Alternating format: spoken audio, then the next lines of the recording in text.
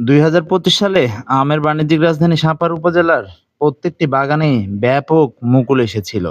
তবে আমের গুটি একেবারেই কম। অনেকে বলছেন অতিরিক্ত আমের মুকুলে বিষ প্রয়োগ করায় আমের গুটি কম হচ্ছে। আমের মুকুলে পোকা কিংবা মৌমাছি যে হুল মারে সেটি মারতে পারছে না। অতিরিক্ত বিষ ব্যবহার করায় মৌমাছিও বাগানে মরে যাচ্ছে। তাতে করে আমের মুকুল থেকে আমের গুটি হচ্ছে না।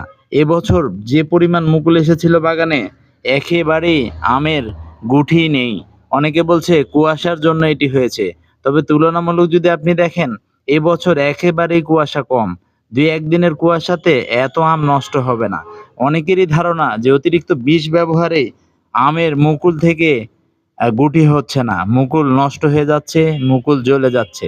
আপনার মতামত কি? আপনার যদি কোনো মতামত থাকে অবশ্যই জানাবেন।